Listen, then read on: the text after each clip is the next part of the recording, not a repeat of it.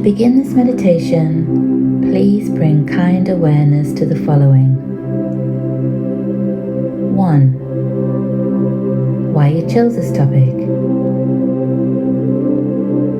2. How your belly, chest, and head each feel when you reflect on this topic. 3. The emotions that you can associate with these visceral feelings. 4. The positive or negative impact of any stories you believe in regarding this topic. 5.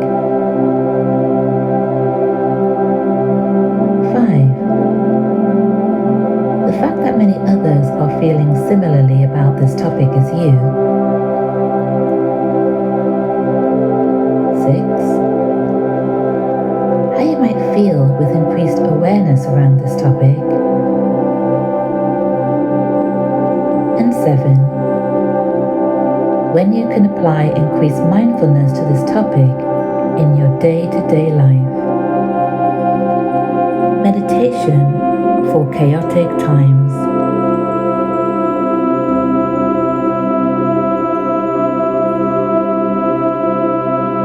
This is a time when so much of everything about our lives has been turned upside down.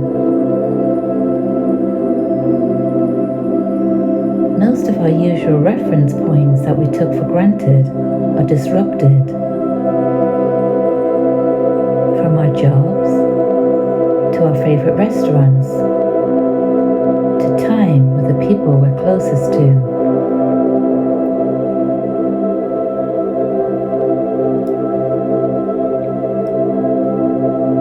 Many places around the world have been more susceptible to major disruptions from natural or political upheavals. But for most of us in Western societies, this is very unfamiliar territory.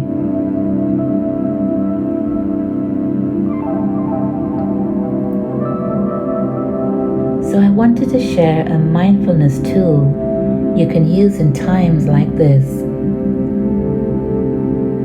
Because while the coronavirus is unique and extreme, difficult external situations we can't change will happen to all of us sooner or later.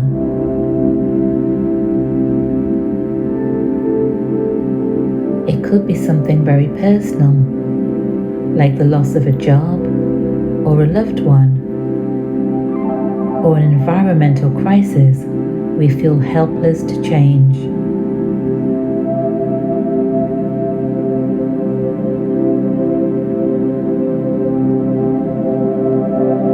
This process offers a practice you can use when there is something unpleasant happening that you can't control.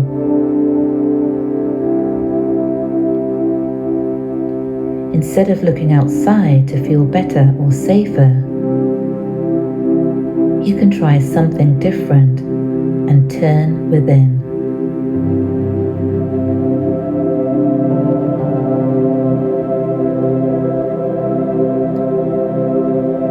You can look for a place inside of you that is okay.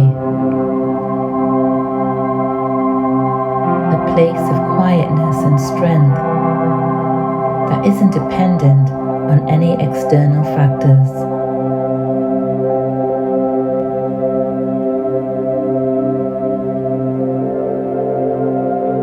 This exercise is based on traditional mindfulness practice.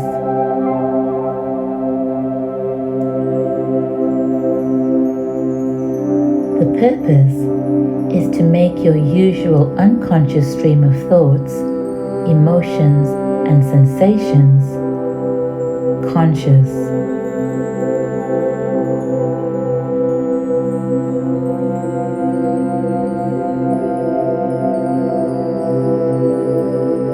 The way we feel and act is often hijacked by thoughts and feelings that happen so quickly we're not even aware of them.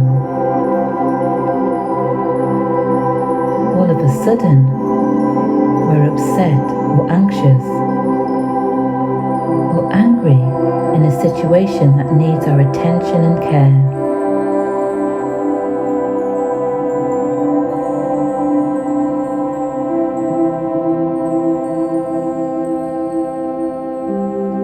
Let's start with the first step, noticing and naming.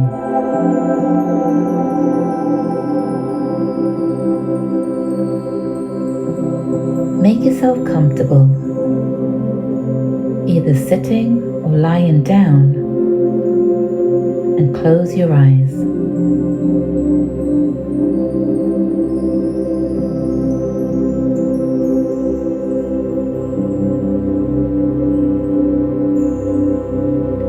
Let your attention gently scan your body for physical sensations like cold or heat, or tightness or relaxation.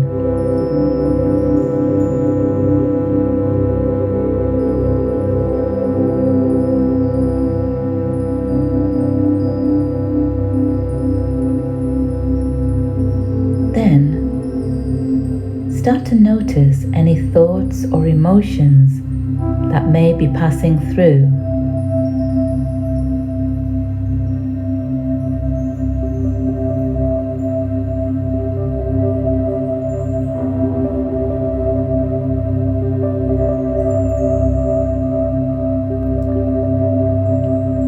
Whenever you notice a thought or an emotion, you've already started the practice.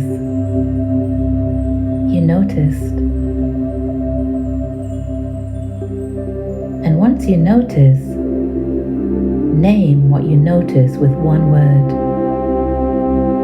Thinking, or feeling, or sensations.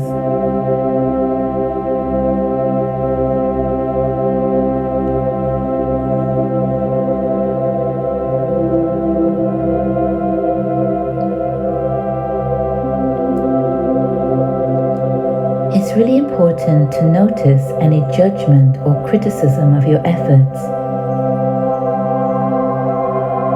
And as you do, just add one of the labels, thinking, or feeling, or sensations. Congratulate yourself for noticing. And then watch for whatever comes next.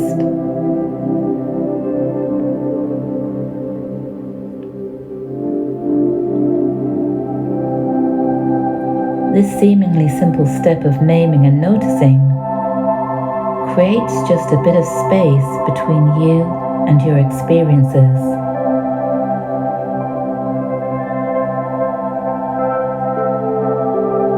You notice that thoughts and emotions begin, and if you let them be, they end.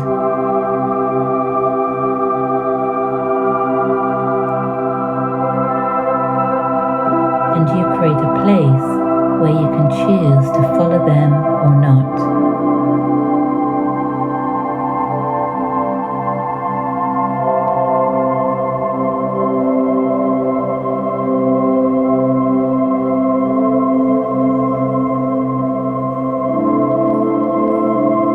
Second step, all thoughts are just thoughts.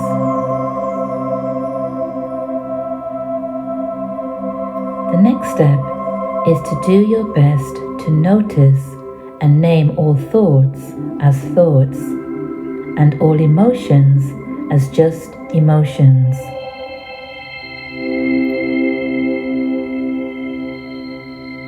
A thought about forgetting to pick up dinner on the way home, and a thought about your loss of income during the pandemic are just noticed and named.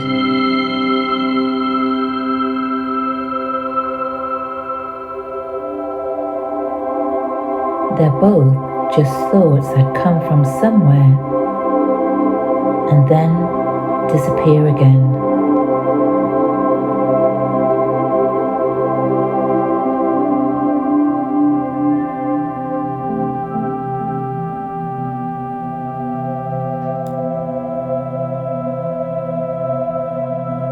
or if you remember the irritation at your partner not letting you know they'd be home late, is treated just the same as feeling lonely because you can't see your family.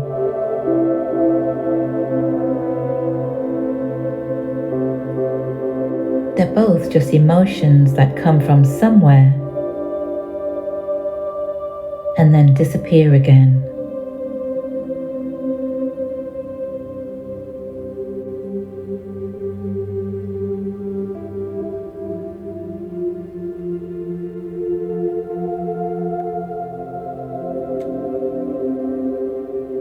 So what good does this practice do? It will help you notice the acts of thinking and feeling themselves, instead of the content of individual thoughts and feelings. Thoughts and feelings of all sizes and shapes, from mild to overwhelming, come and go.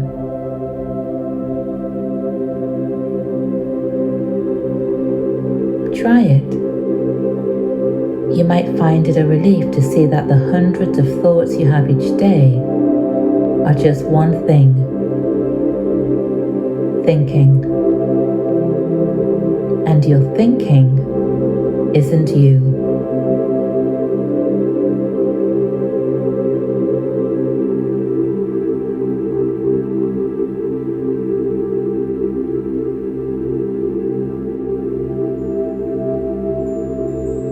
The last step, noticing the one who notices.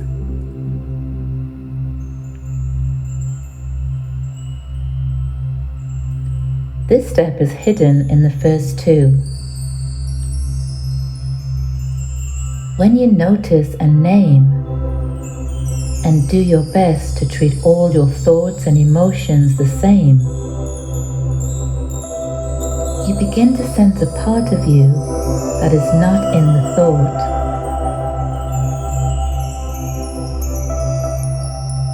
It is aware of your experiences, able to witness them, but not caught up in them.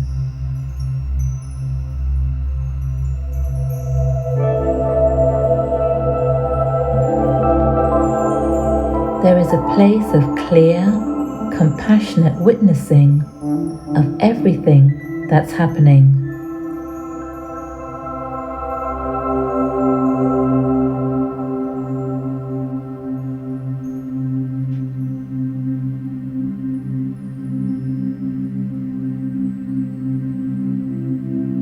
If you're someone who is sometimes overcome by troubling thoughts and emotions,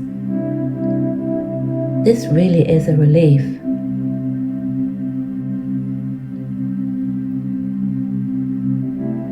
With a bit of practice, this witnessing awareness becomes more familiar and has a kind of draw to it.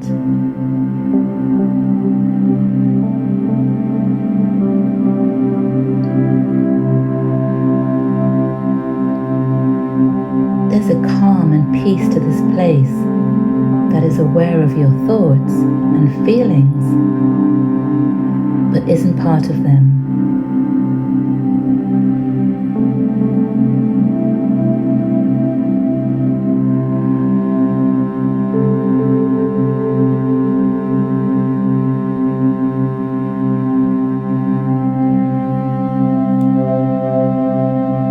So to conclude, the two wings of this practice can help you in challenging times.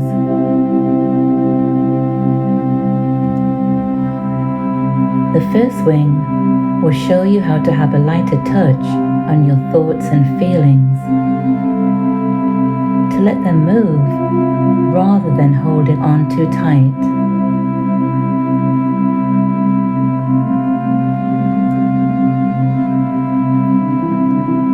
The second wing brings you into connection with a quiet, always present space of calm inside you that can be your oasis in hard times.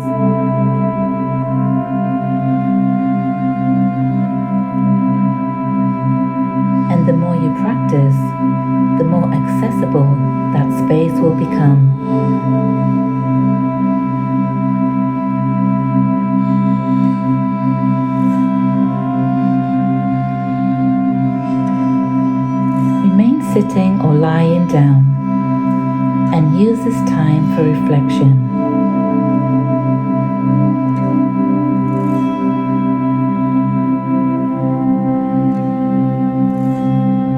Did you notice a particular thought or feeling that was hard to label and move on from?